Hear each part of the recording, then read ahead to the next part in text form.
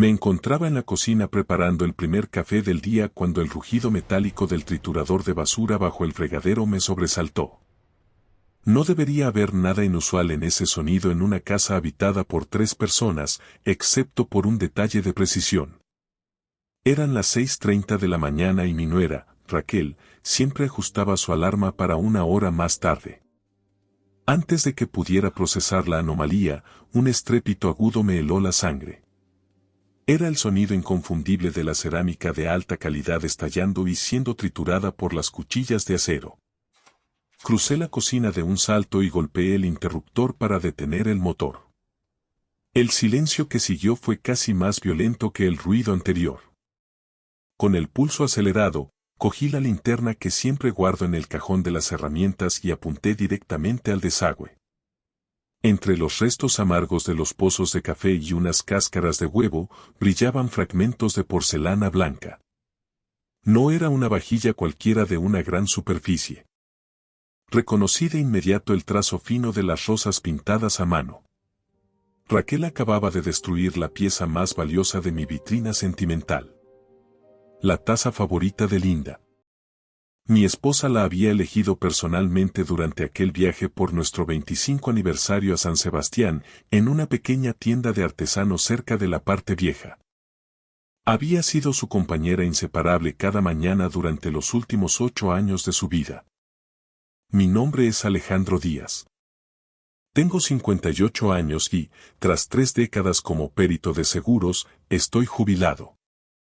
Mi ojo está entrenado para detectar patrones, para distinguir entre un accidente fortuito y una negligencia deliberada. Aquella mañana, mientras observaba los restos de las rosas de Linda, comprendí con la claridad de un informe pericial que mi nuera estaba ejecutando un plan. Estaba borrando sistemáticamente el rastro de mi mujer de nuestra propia casa. ¡Ay, Dios mío, Alejandro! La voz de Raquel llegó desde el umbral. Apareció envuelta en su bata de seda, luciendo esa máscara de preocupación ensayada que había perfeccionado durante los últimos 8 meses. Lo siento de todo corazón. Estaba intentando recoger un poco y esa taza vieja simplemente se me escurrió de las manos. Ya sabes que hasta que no me tomo el primer descafeinado soy un peligro, soy terriblemente torpe. Taza vieja. Esas palabras me dolieron más que el ruido del triturador. Linda la veneraba. Se negaba en redondo a meterla en el lavavajillas por miedo a que el detergente abrasivo erosionara el diseño de las rosas. La lavaba y secaba a mano con una devoción casi ritual. Y ahora, para Raquel, solo era un trasto viejo. Era la taza favorita de Linda, conseguí decir, luchando porque mi voz no delatara el temblor de mi rabia.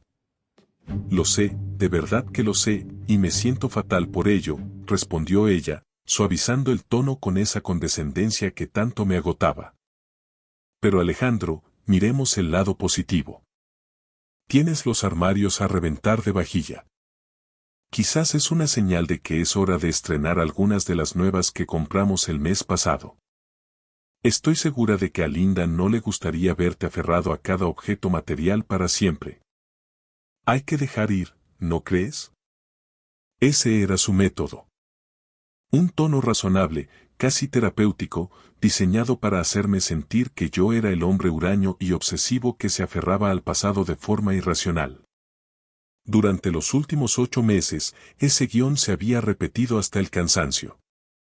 Raquel Martínez, de 32 años, llevaba 3 casada con mi hijo Diego.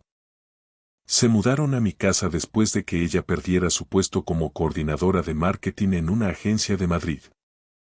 Lo que en principio Diego me vendió como un arreglo temporal de unos meses, se había transformado en una ocupación en toda regla. Poco a poco, me sentía como un invitado, un extraño en el hogar que Linda y yo habíamos construido ladrillo a ladrillo. Para entender la magnitud de lo que estaba ocurriendo, debo explicarles el vacío que dejó Linda. Falleció hace 5 años tras una batalla devastadora de 2 años contra un cáncer de ovario. Aquellos meses finales fueron una prueba de fuego, pero ella mantuvo una entereza que me resultaba casi sobrenatural. Prométeme que no te encerrarás en ti mismo, Alejandro, Me pidió una tarde de sol suave, apenas una semana antes del final. No te limites a ver pasar los días. Vive, de verdad. Se lo prometí, pero cumplirlo era otra historia. Después de 30 años de matrimonio, aprender a vivir sin ella era como intentar caminar sin suelo firme bajo los pies. Cada rincón de la casa era un eco de su presencia. La disposición exacta de los cuadros en el salón, sus libros de arte todavía reposando en la mesilla de noche, el jardín que ella misma había diseñado y cuidado con paciencia de cirujano. Diego, mi único hijo, se había labrado una vida en Madrid junto a Raquel.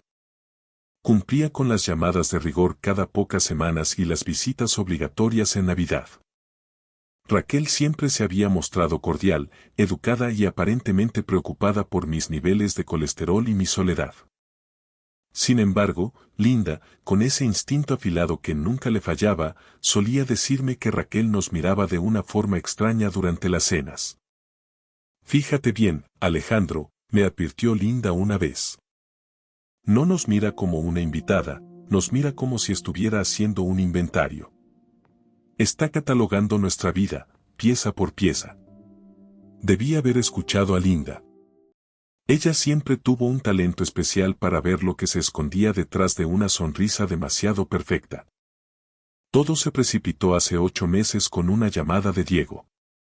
Su voz sonaba quebrada por una ansiedad que no intentaba ocultar. A Raquel la habían despedido en un recorte de plantilla en su agencia y el alquiler de su piso en el barrio de Salamanca, en Madrid, se había vuelto una soga al cuello. Además, la empresa de soporte informático donde trabajaba mi hijo estaba pasando por un ERTE. La pregunta cayó por su propio peso. ¿Podrían instalarse conmigo unos meses mientras se reorganizaban? Como padre, la respuesta es automática. Tengo una casa de 4 dormitorios en una zona tranquila, un hogar que se sentía demasiado vasto y silencioso desde la partida de Linda. Diego es mi único hijo y estaba sufriendo Raquel, mi nuera, necesitaba un respiro. Por supuesto que podéis venir, les dije. En aquel momento, me pareció lo más natural del mundo. Esa decisión fue el primer movimiento de un engranaje que lo cambiaría todo. Al principio, los cambios fueron sutiles, casi imperceptibles, presentados siempre bajo el manto de la lógica y la modernidad. Raquel sugirió actualizar la contraseña del Wi-Fi por una más robusta, por seguridad, dijo. Luego pasó a la cocina, reorganizando cada armario porque la disposición que Linda mantuvo durante décadas era, según ella, ergonómicamente ineficiente para preparar comidas familiares. Incluso sacó las herramientas de jardinería de Linda del garaje, aquellas paletas desgastadas por el uso, para hacer sitio a sus cajas.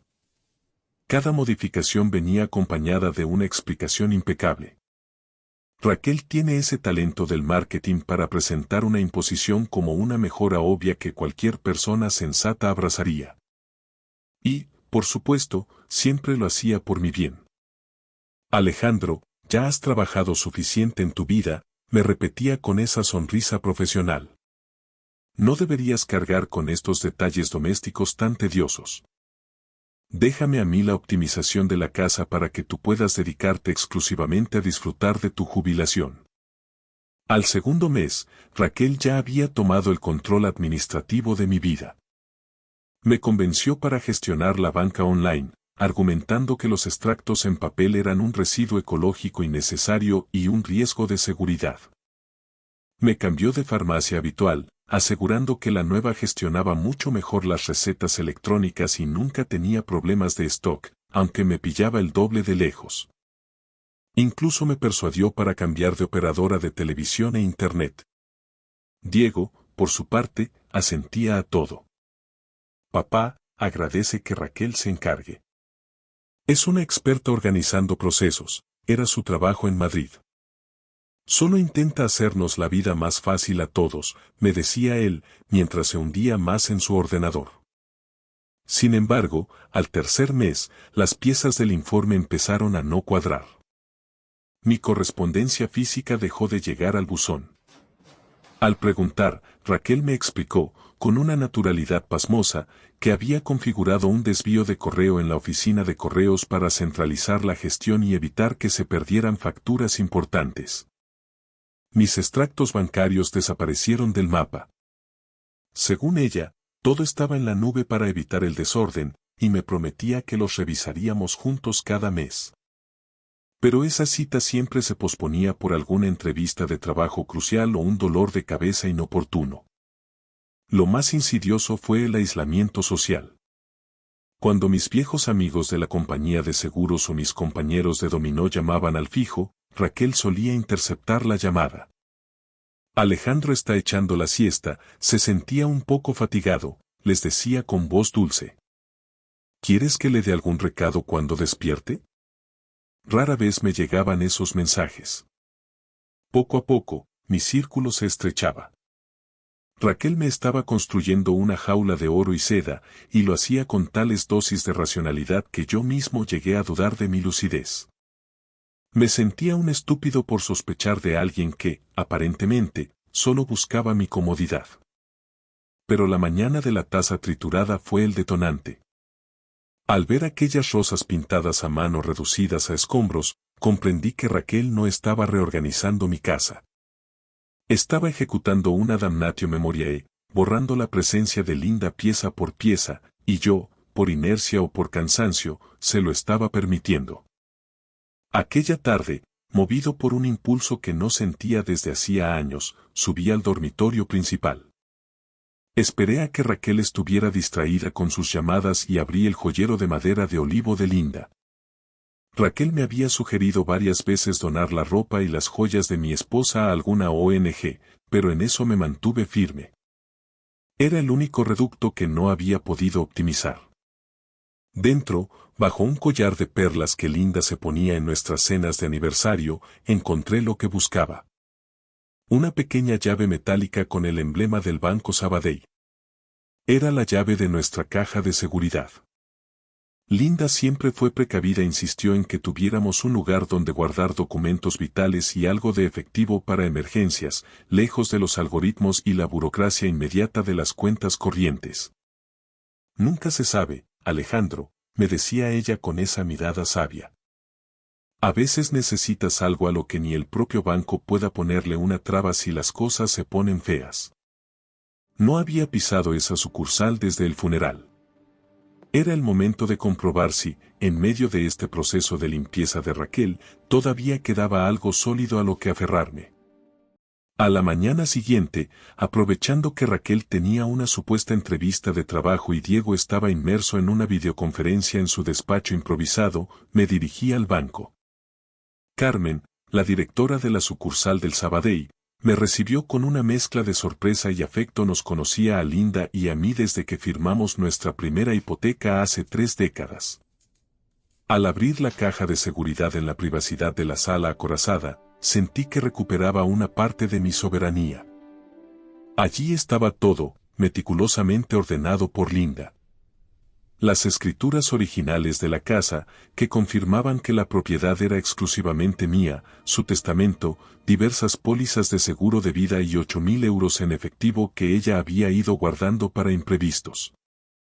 Ni Raquel ni Diego sospechaban de la existencia de este fondo. Sin embargo, lo más valioso no era el dinero, sino un sobre azul con mi nombre escrito con su caligrafía elegante. Mi querido Alejandro, comenzaba la carta. Si estás leyendo esto, es que ya no estoy y probablemente estés sufriendo en silencio, intentando ser el pilar que siempre fuiste. Sé que intentarás manejarlo todo solo, pero te pido que no lo hagas. Habrá gente que, al ver a un viudo con un buen corazón, lo interprete como un blanco fácil para sus propios intereses. Ten cuidado en quien confías nuestra vida juntos. Eres más fuerte de lo que ellos creen. Confía en tu instinto, ese que nunca te falló en el trabajo. Te querré siempre, Linda. Lloré sin consuelo en aquella pequeña sala fría. Linda, con su asombrosa intuición, había previsto el asedio antes incluso de que los bárbaros llamaran a la puerta. Regresé a casa con la carta grabada en el pecho. Al entrar, encontré a Raquel y a Diego en el salón, hablando en susurros conspiradores que se cortaron en seco al verme aparecer. Papá, dijo Diego, rompiendo el silencio con una voz impostada, Raquel y yo hemos estado haciendo números y hablando sobre el futuro. Creemos que es el momento de considerar algunos cambios estructurales. ¿Qué tipo de cambios?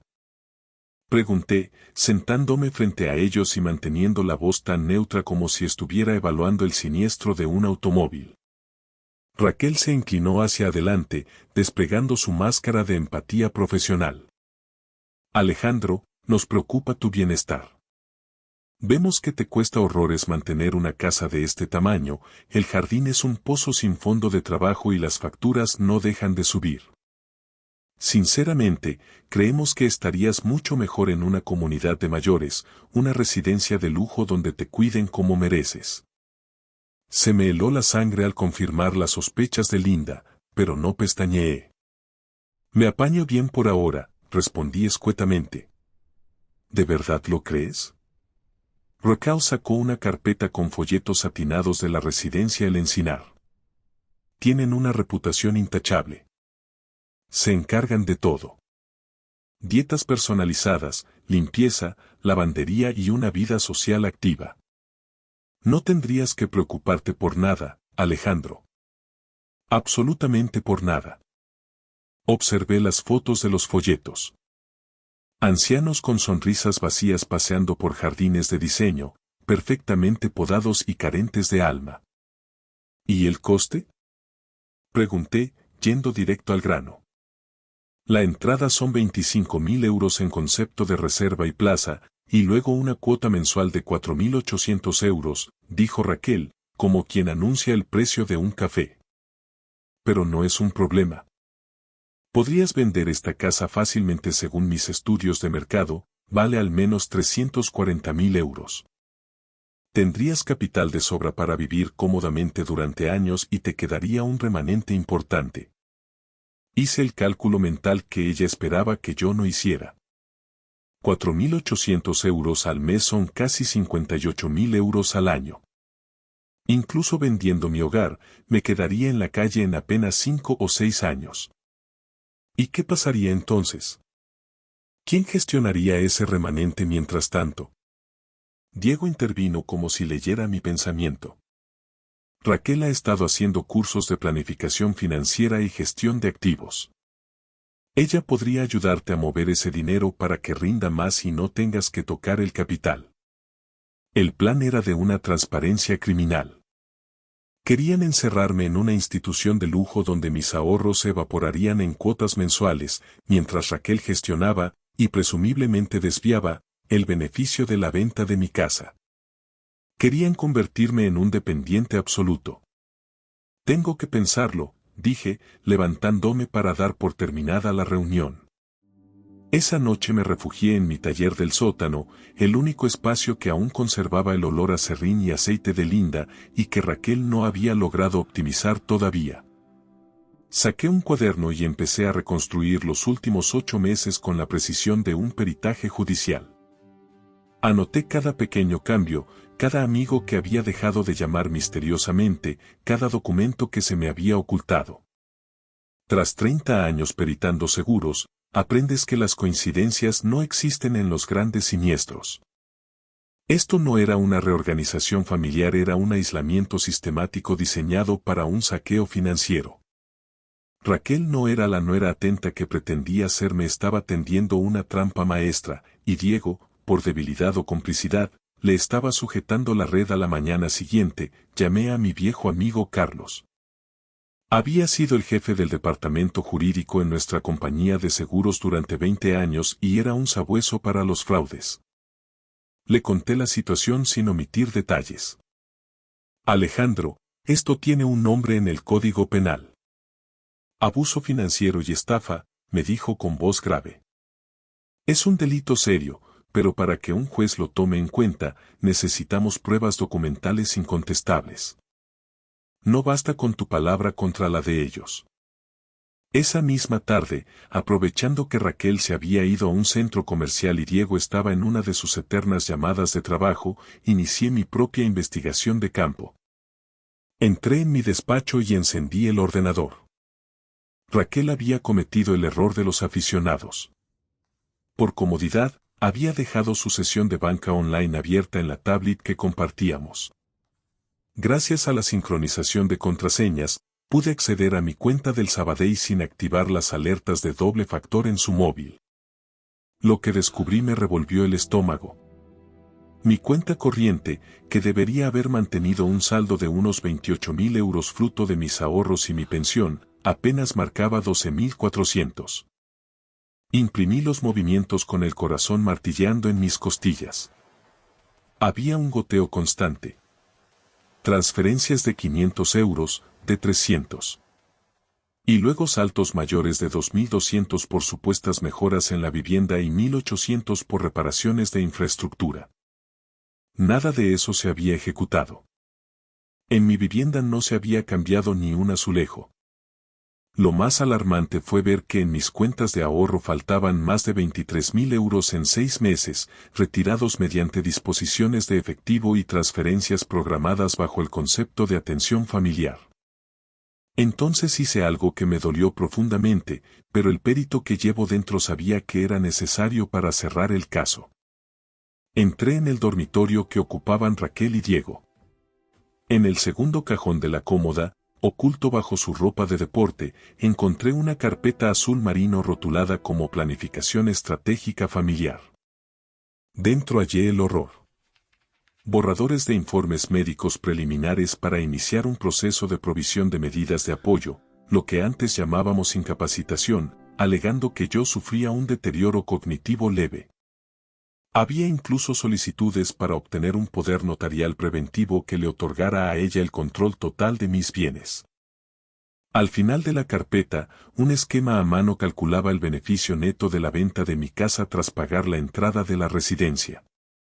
Junto a la cifra final, Raquel había escrito con una caligrafía fría: Fondo de Emergencia y Relanzamiento KYA. Diego y Raquel. Mi vida se había convertido en su capital inicial. Fotografié cada página con mi móvil, asegurándome de que la luz fuera clara. Esa noche, durante la cena, Raquel anunció con una sonrisa radiante que había concertado una visita para el día siguiente con la representante de la residencia. Solo para que veas las instalaciones, Alejandro, dijo ella, sirviéndome el vino. Sin presiones, solo para que te familiarices con tu nuevo hogar. 2 días después, con una grabadora digital oculta en el bolsillo de mi chaqueta, me senté en el salón con la representante de El Encinar y con Raquel. Diego se mantenía en un rincón, evitando mi mirada. Raquel intentó monopolizar la conversación desde el primer minuto. Alejandro está pasando por una etapa de confusión con los temas administrativos, le decía ella a la mujer mientras le servía té. La semana pasada, sin ir más lejos, olvidó dónde había guardado sus extractos bancarios y se puso muy nervioso. En realidad, intervine yo, interrumpiendo su flujo de palabras, me gustaría revisar mis números actuales ante la representante. Raquel, ¿serías tan amable de traerme los últimos extractos que gestionas en la banca online? Ella vaciló un segundo, sus ojos lanzaron un destello de duda, pero subió a por la carpeta para no levantar sospechas ante la invitada. Me entregó unos folios que, tras un rápido vistazo, vi que estaban burdamente manipulados con un editor de textos. Decían que yo seguía teniendo 28.000 euros. Pedí a la representante que nos dejara a solas un momento en el jardín para discutir detalles familiares. Cuando la puerta se cerró, saqué los extractos reales que había impreso yo mismo y que guardaba bajo el cojín de mi sillón. Raquel, estos números son un fraude, le dije, poniendo los papeles originales sobre la mesa. En mi cuenta real hay 12.400 euros, no 28.000. Explícame dónde están los 15.600 euros de diferencia y los 23.000 que han volado de mis ahorros. Estás confundido, Alejandro. Los medicamentos te están haciendo ver cosas donde no las hay, empezó ella, con una voz que se afilaba como un bisturí. Tengo los registros de la auditoría que hice ayer, insistí, manteniendo la calma del perito que entrega un informe final. Explícame el concepto de mejoras en el hogar cuando no has pintado ni una pared. Ahí fue cuando su máscara de nuera perfecta estalló en 1000 pedazos. No tienes ni la más remota idea de lo que nos ha costado mantener este teatro. Gritó, olvidándose de la representante que esperaba fuera.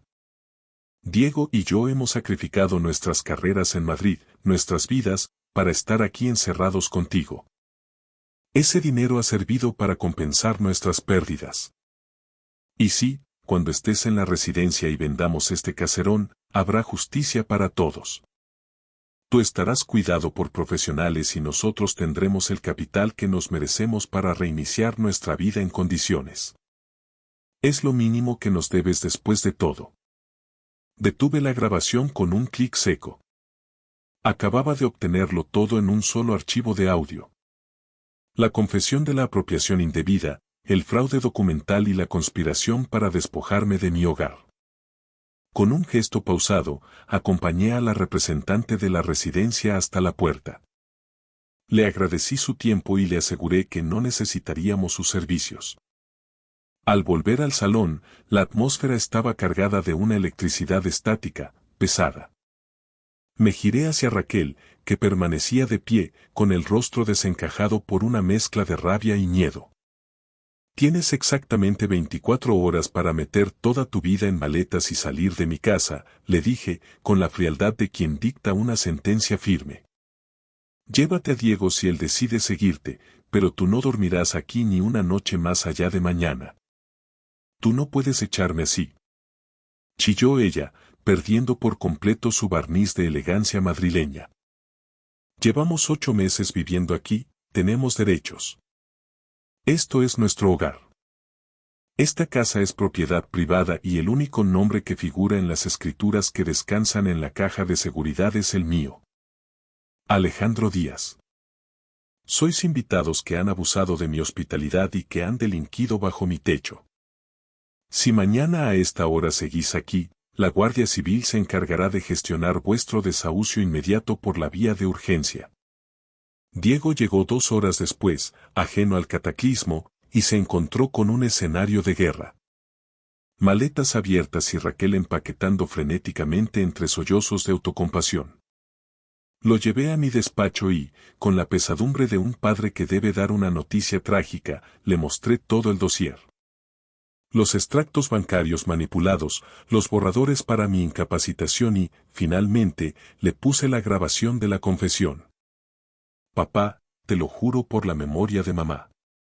Yo no sabía nada, dijo Diego, derrumbándose en la silla, con la voz rota por la vergüenza. Sabía que ella controlaba las cuentas, pero pensaba que solo estaba ayudando. No sabía lo del dinero, ni lo de la residencia. Te creo, hijo. Sé que tu pecado ha sido la debilidad y no la malicia, respondí, poniéndole una mano en el hombro. Pero ahora eres tú quien debe decidir qué tipo de vida quieres tener y si vas a compartirla con una mujer capaz de expoliar a su propia familia política mientras finge que le preocupa su salud. Se marcharon a la mañana siguiente, al alba, en un silencio sepulcral. Presenté la denuncia por apropiación indebida y falsedad documental esa misma tarde en la comisaría. Carlos, mi amigo abogado, se encargó de que el proceso avanzara con la eficiencia de un reloj suizo. A Raquel la detuvieron 3 días después en casa de su hermana, en Valencia. Dada la solidez de las pruebas que yo mismo había recopilado como perito, su abogado no tuvo margen de maniobra. Raquel aceptó un acuerdo con la fiscalía. 2 años de prisión, cuya ejecución quedó suspendida al carecer de antecedentes penales, según la ley española, 3 años de libertad vigilada y, lo más importante para mí, la devolución íntegra de cada euro sustraído de mis cuentas. Diego, incapaz de perdonar tal nivel de traición, solicitó el divorcio de manera contundente antes incluso de que se dictara la sentencia. Han pasado 8 meses desde aquel día. Diego y yo hablamos 2 veces por semana y nuestra relación ha recuperado una sinceridad que creía perdida.